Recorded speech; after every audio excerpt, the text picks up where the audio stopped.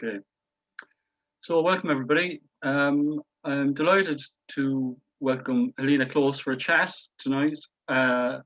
This is part of the Ireland Reads campaign 2021, where libraries across the country are just encouraging people to get back into the reading habit or get into the reading habit. It's a great way to use time that you might be locked in the house. And so we're just celebrating reading, really, and part of the celebration is asking authors to recommend books, which Helena has done, and various other local writers have done, and we've those videos up on our Facebook page and on the Limerick.ie Twitter feed. And but this evening, myself and Helena are going to have a chat about reading, about writing, about books, and about Helena's own writing career and her books. So welcome, Helena. Thank you, Mike.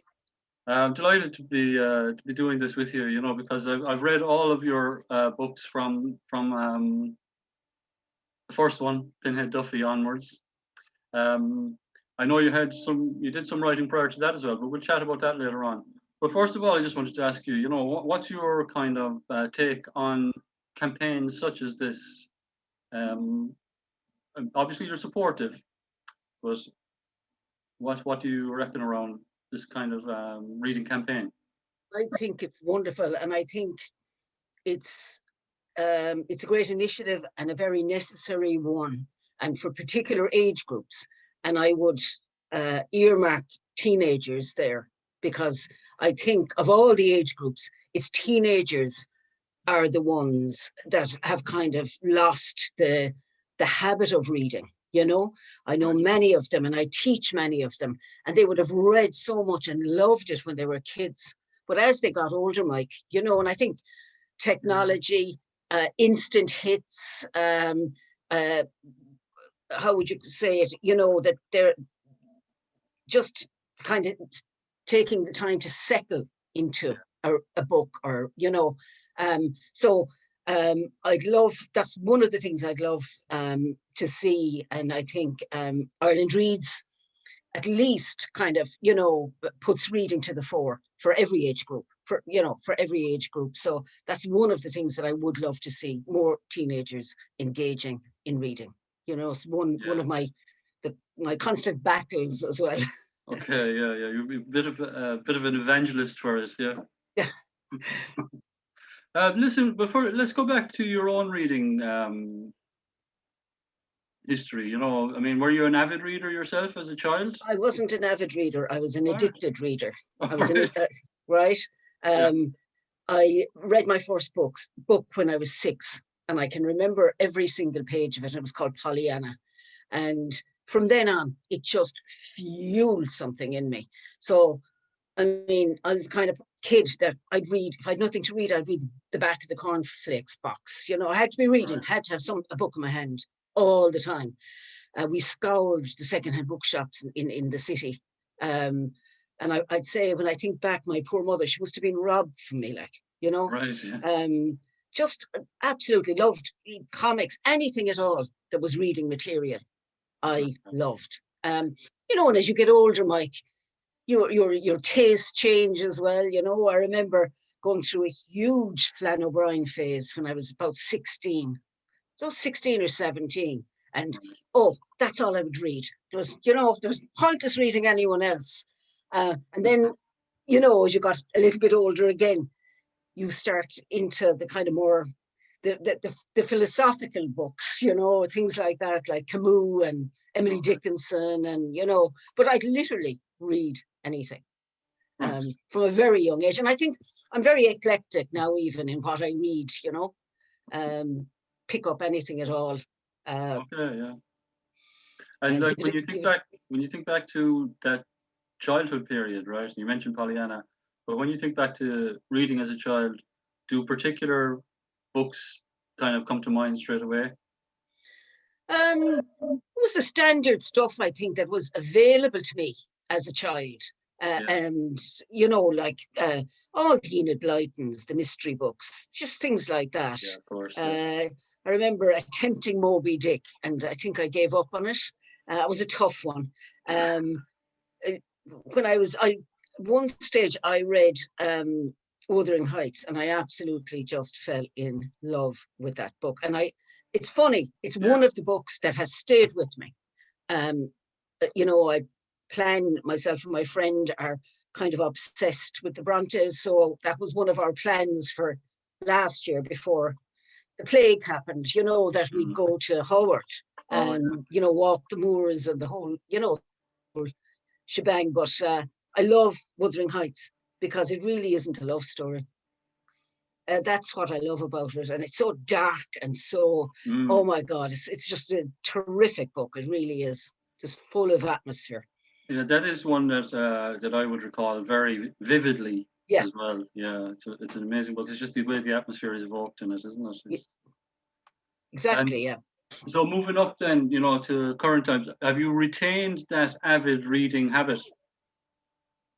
Just completely obsessed with reading. Absolutely. And I know a lot of people that kind of their interest waned, or the interest kind of diverged. But no, I have to. And I think it's very important for writers to read.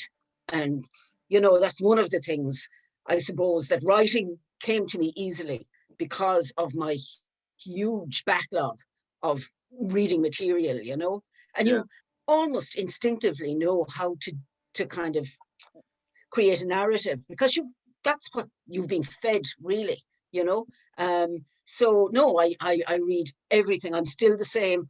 I could read a Marvel comic, and a half an hour later I could be sitting in the corner reading Michael Hartnett. It's just the way I am. Wonderful kind of gift to always have. That love of books, and that just escape anywhere in the world, whatever takes your fancy.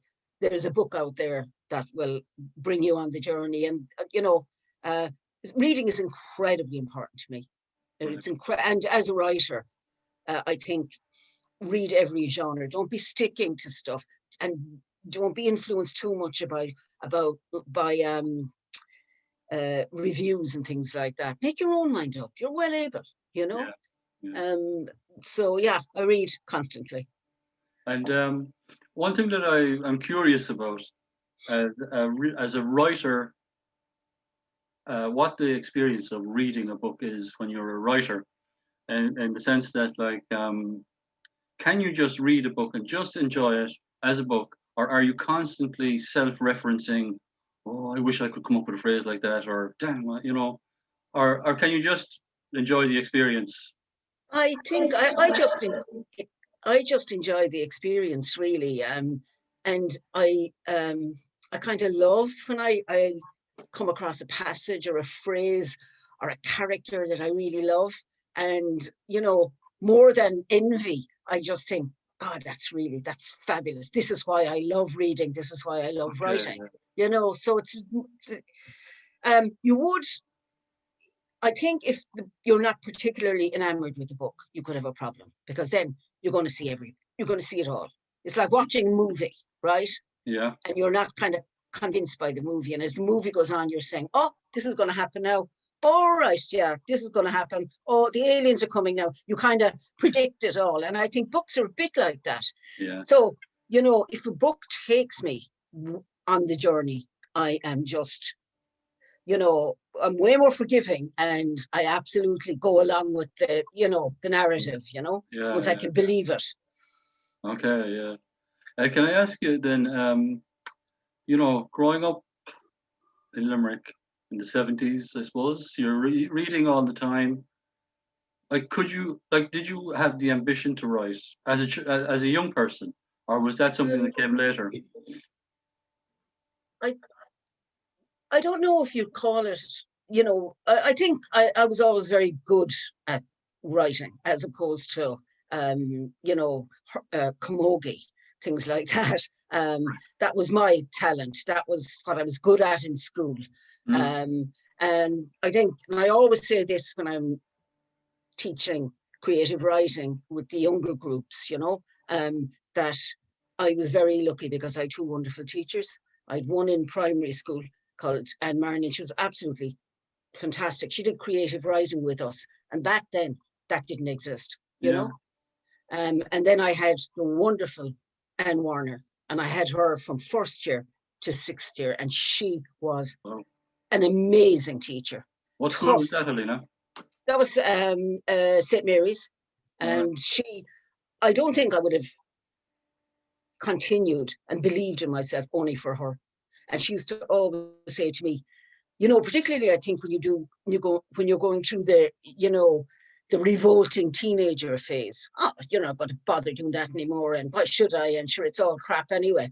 And she'd give out to me and she'd say, Helena, you have a gift, and don't waste my time and yours now. You have a gift. And I always remember those words, and she absolutely believed in me. And years later, I always say now when I talk about her, she had the gift, not me. She had it. The Right. ability to teach and to make me fall in love all over again, to introduce me. She used to bring us to the cinema, which was very unusual. She brought us to poetry readings. Imagine that in fifth year, being brought to that. Those things did not happen back No, then.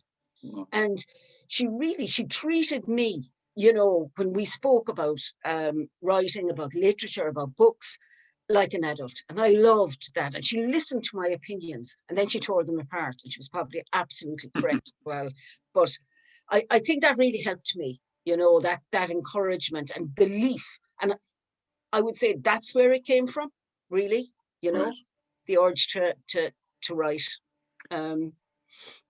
Yeah. Right. And then, so like, how did it develop then? Okay.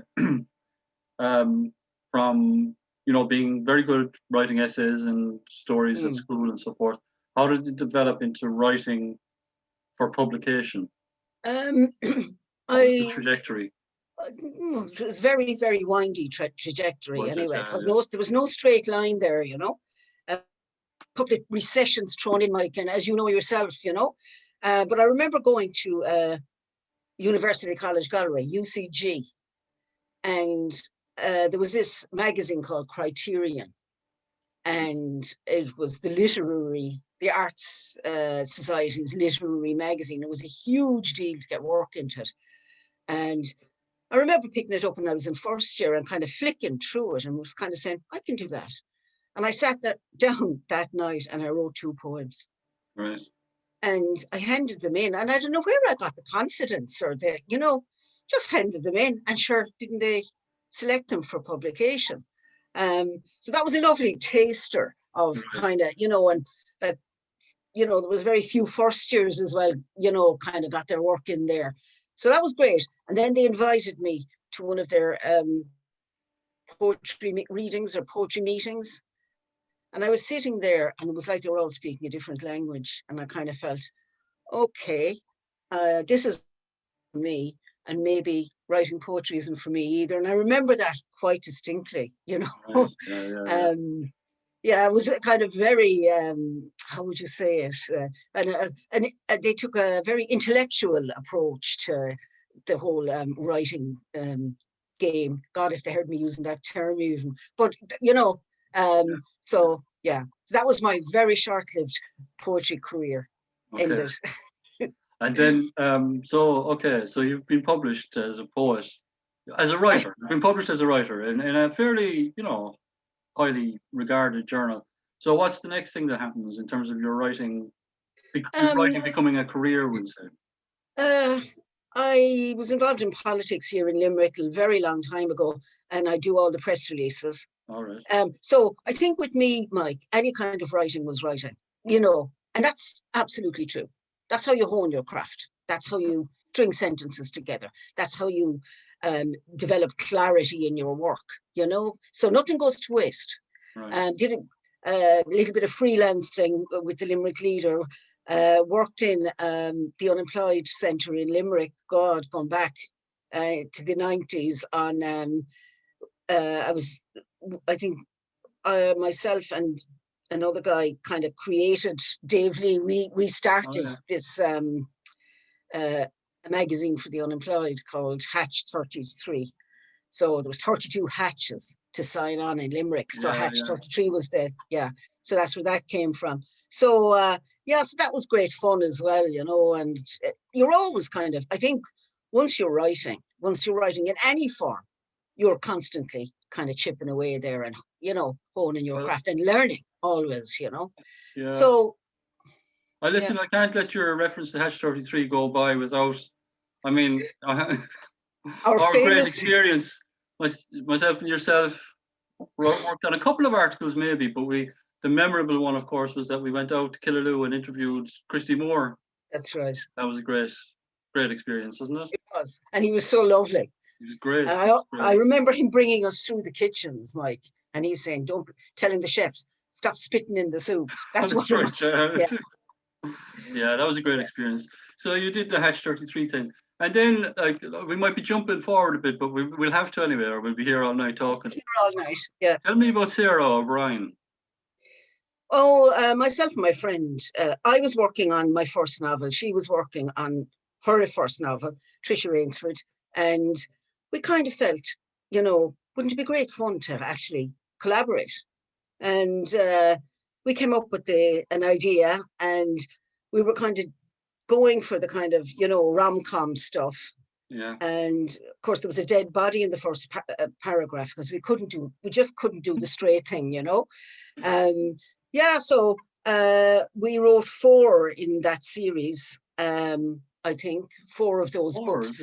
Yeah, 4. But I think that collaborations have if you'll excuse the pun, a shelf life. They do, you know, and they go to an. And I think at that stage as well, I wanted to put my energy into my own work, you know, and to develop my own work, I suppose, you know. So now I've done other collaborations.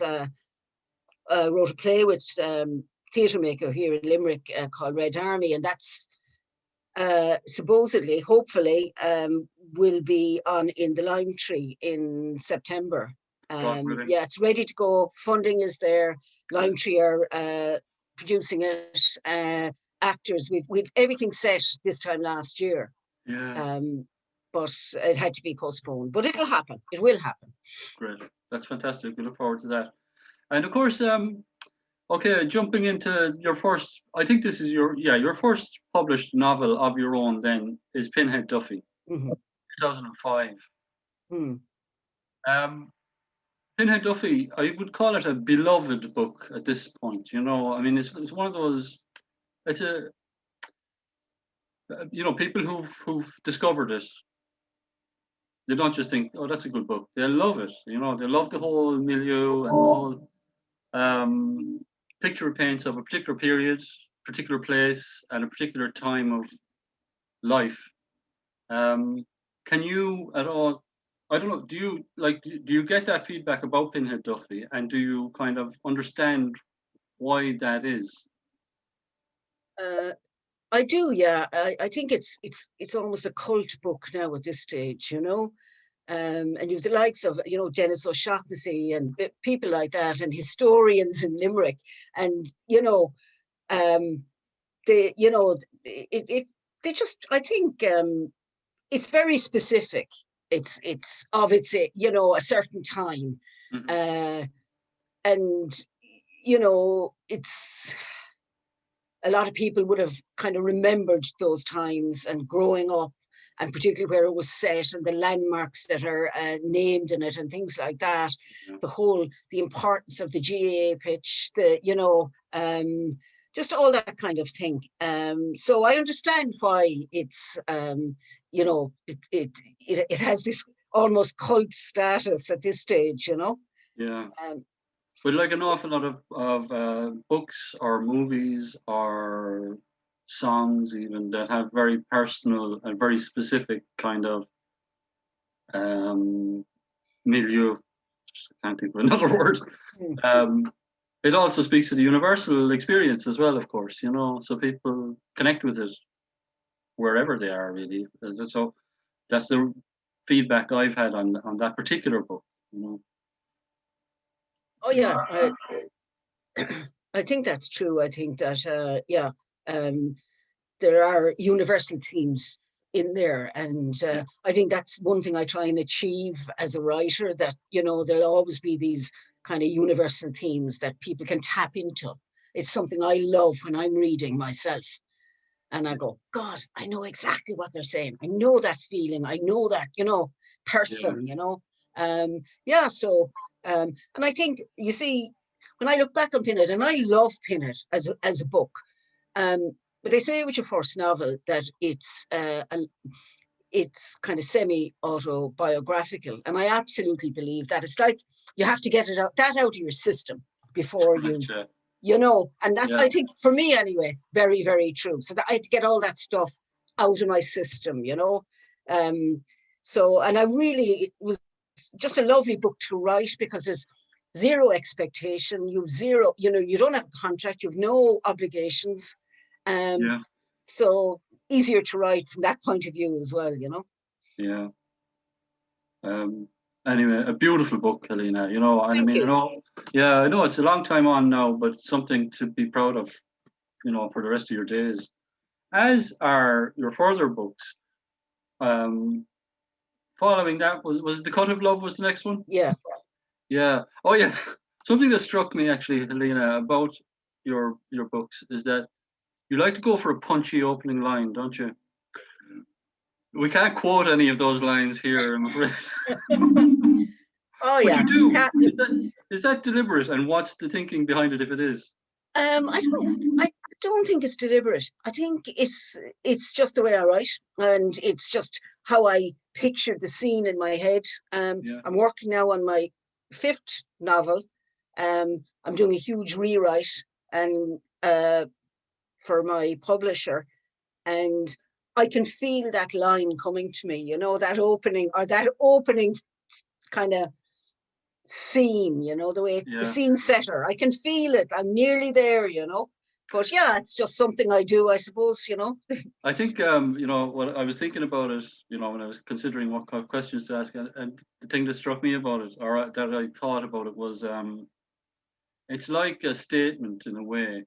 I'm not going to be pulling any punches here. This is going straight from the hip. And if you can handle this line, well, you might be okay. That's a very good point, and that's why I called it the scene setter. You know, that's, you know, almost the phrase in my head now is, you know, I'll set the scene. This is the journey you're going on. Drop out now if you don't want to come with me. That's it. You're spot on, Mike. Spot on. Very good. Okay, so no, The Code of Love and The Clever One are very accomplished books, I have to say. You know, I mean, I think Pinhead will always be special. You know, there's just something about that. It's like, and you just have to live with that, I'm afraid, Helena, you know. But those two are very accomplished books as well. But one thing that struck me, your latest book, which we'll talk about, The Gone Book, is the first one that you've published that is kind of specifically orientated towards the youth reading market, we'll say. Even though, I mean, it's a book that anybody would enjoy.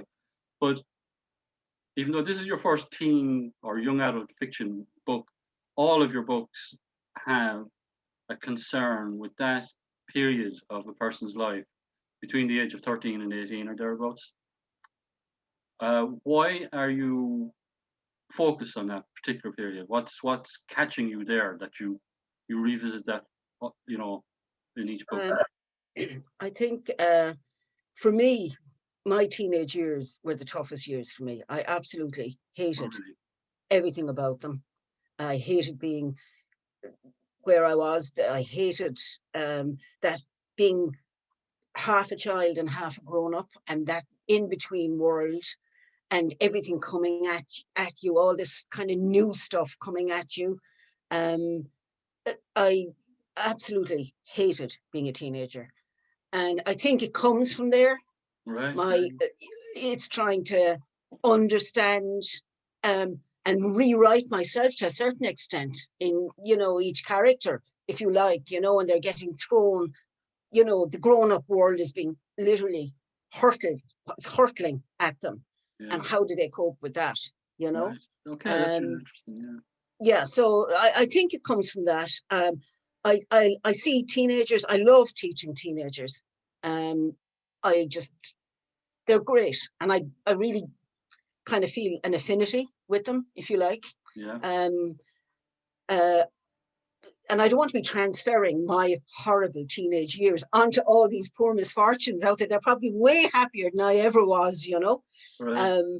But yeah, so I think it's that really for me. It's kind of constantly refining my own experience and exploring my own experience, you know, Yeah.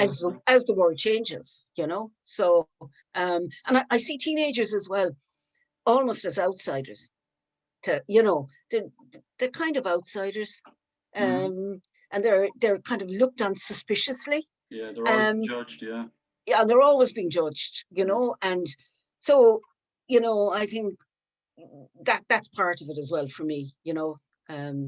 So And can I ask you in relation to the book that you're, that you'll be, your next book, does it stay in that kind of period it, of life? yeah, it's yeah. She's 18, the protagonist. She's 18, and without giving too much away, Yeah. it's a book that I think is extremely important. A story that needs to be told, and it's about mental health. Okay. So very, very important subject, Mm. and to try and tell that story and bring people along with you. So that's the challenge in front of me. But I really Okay. do feel it's very, very important because mental health is a huge, huge issue. And I think in the next few years, it's going to be bigger. I think we're going to have a little bit of a tsunami on our hands post-pandemic. It's Yeah. inevitable. It's inevitable. We're Yeah. not living natural lives now. It has to happen, you know. So uh, before there was, I started this before there was ever a pandemic, you know. So yeah, I'm really, really excited to kind of do the big rewrite, but kind of very scared as well and terrified. And that's a very good place to be as a writer. Okay. You'll, Yeah. you'll stay on your toes. Oh, absolutely. Listen, is there a publication schedule on that? There, um, my publisher, and I hope he isn't listening now, but he thinks he's getting it in June, but I say it'll be more September. So Okay. it'll be August 2022. Oh, Is really? Is that, Yeah. does it take that long to get from finished manuscripts to book in Well, it's shops? because I'm doing the rewrite, Mike. Yeah. They've had that, you know, they saw that last year, you know, and Right. I'm doing the huge, that's me. Because sometimes you have an idea or you have a way of getting into a story, right? And when you're in the story, that's defunct. It's of no value, right? It's just your way of writing yourself in there. Oh, yeah. Um, Yeah. so that has to go now, right? Okay. And yeah, so yeah, so that's what I'm doing. I do my little my weeks and months really of composting, as I call it, you know, and working it all out and kind of working out all the stuff in your head, you know. So I'm nearly there now. It's nearly That's great. cooked. It's really interesting process. But let's go to the Gone book, which is your current, Yeah. most recent publication. Mm. So as I said, am I right to say that it was written with the young adult reader in mind, Um, or was that after the fact? that was after the fact. Ah, interesting. Yeah. And what I don't write in genres. I try not to. I write my story, right? Yeah. Yeah. I tell my story. And we love, and particularly in the past few years, we love to categorize books. And it's this and it's that and it's not. And sometimes books are all of those things. And so, sometimes they're none of those things, you know. But I do feel that, like, you know, um, there's a huge emphasis on genre, if you like. Yeah. Um, you know, is Paddy Clark, ha ha ha, is that young adult? I can name many books, right? You know, Pinhead Duffy would have been young adult if it had existed in 2005. It didn't really, that genre didn't exist. Um, so I really don't actually think or write in genre. I don't. And As a as a librarian, one thing that strikes me is that because I'm working in a library, I've come upon and picked up books that have been categorized as young adult books, and they're just fantastic books, you know. And I feel like, in a way, they're stuck away in that area, and people aren't discovering them. The odd young person might discover them, you know. But that's a limitation that can be imposed upon what is described as young adult fiction, you know, that it, which anybody might appreciate. Anybody will appreciate a well-written book, you know. Anyway, so the Gone book, right, came out last April or so. Yeah. Yeah. Reaction to it was amazing, wasn't it? It was, yeah. It was kind of tough times. Of course. Everything was cancelled and the book, you know, all gone. Yeah. And then it started to kind of gain fans, if you like, and gain kind of recognition, is, I suppose, you know, if you want to use that word. That was great, and I'm delighted that you know, that people enjoyed it. Usually adults, which is interesting. Okay. You know, but then it was nominated for the Carnegie Medal and shortlisted for the Irish on Post Irish Book Awards, and got a fabulous review on Arena. So yeah, I'm delighted. But Mike, I really think it's important for me as a writer not to buy into validation outside myself at this stage of my career. It's harder when you're younger, but as I get older, I kind of feel, did I write a good story and am I proud of it? Yeah. That's my job done as far as I'm concerned. It's not even about selling books anymore. It's about, I think for me at this stage, it's about the legacy I leave behind me, you know, and how well I've done my job. So, you know, I always kind of keep that in mind, you know, with writing. Yeah, so that's really interesting, and we've already discussed forthcoming publication. Have you been up to other projects since the Gone book was finished? Yeah, what have I done now? The play then was put on hold as well, Yeah. and I'm actually working on a collection of short stories. So I'm tipping away at the short stories. You know, I love short stories, and I think for Ireland Reads, that's a lovely thing to do, because it really is technically squeezing in a read. It's 10 or 15 minutes, and it's a full story. And you know, if you're daunted by you know, by a book, I think short stories are a lovely way to get back into reading. You know, so yeah. Love the short story for many, many years. Pinhead Duffy was a short story first. Okay. The Cut of Love was a short story first.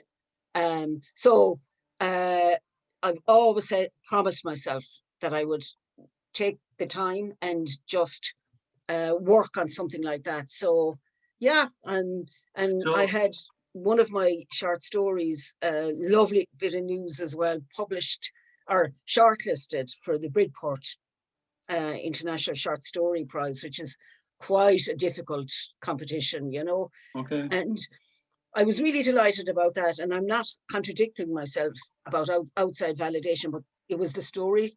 The story was set in a now defunct direct provision centre out in Foynes, right? Oh yeah. So it was for me, a very personal story and very important story. And I love when that happens, you know, when. And where was that story published? They ask you in Bridport if you're shortlisted, whether you want the title or whatever published or not. So I said, most of us say no, because you can submit it somewhere else, or like me, it will be included in my collection. I see. Yeah. So we have to wait to see that one then, do we? Yeah, I'd say I'm about halfway there, Mike, with the stories, you know. Okay. It'll go on hold again now, because the novel is, you know, almost, you know, has to be kind of to the forefront because there's the big deadline. But no, I love it, and I love the short stories. They're lovely snapshots in time, and kind of, you know, you you have the opportunity to kind of really challenge yourself, you know, characters and theme. And that's always really interesting for me. Right. Yeah, so what else did I do? I wrote 2 short stories for the Bell Table. One was at Christmas for their seasonal fireside readings. And I actually wrote that, I'd say last April or May, for a very, very good friend of mine here in the city, you know. Right. It was really interesting. And I wrote it for her, I suppose, to kind of cheer her up and to kind of, you know, and Marketta Dowling in the Bell Table loved it. So it got the professional treatment, then being read, performed, and, you know. A performed reading of it, was it? Yeah, and most recently, and it's still available on the Bell Table website, I did a retelling of The Wooing of Emer, which is the Cullen story. It's called Hounds of Love, after Kate Bush song, of course, you know. Yeah. So that was really interesting work, because I had to wade through the old Irish translation that Marketta had sent me, and it was 20 pages long, and it had his father and his father's father and his father's uncle's father, and it just went, you know. So you actually had to really extract the story out, and I thoroughly enjoyed it, you know. Right. Yeah. Yeah. So that was great. Who did the reading of that? Because I listened to that, and it was very good, and the reader was excellent. Oh, she's brilliant. That's Jean Midlin. She's an actor and singer and performer, and she's teacher as well. I thought she was amazing. I thought Cullen with the Ulster accent, I was crying laughing. She's just so good, you know. She did a great job. And her pace as well is fabulous, you know. Yeah. But yeah, so that's all been really interesting and really good fun.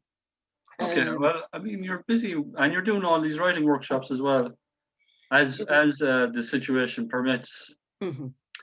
Listen, Helena, we've been chatting for a good while, and the coordinator of the Limerick Library Ireland Reads campaign will be really annoyed with me, because she gave us 15 minutes. But listen, I could talk to you all night. I mean, we haven't even mentioned music or books or movies, you know, and all that stuff. But anyway, look, it's been an absolute pleasure talking to you, Helena, and thank you so much, you know. And the same to you, Mike, and thoroughly enjoyed it. Absolutely great. Okay. Brilliant. Okay, so take care of yourself, and we really look forward to whatever is coming next from you. Okay, thank you. Bye now, Helena. Bye.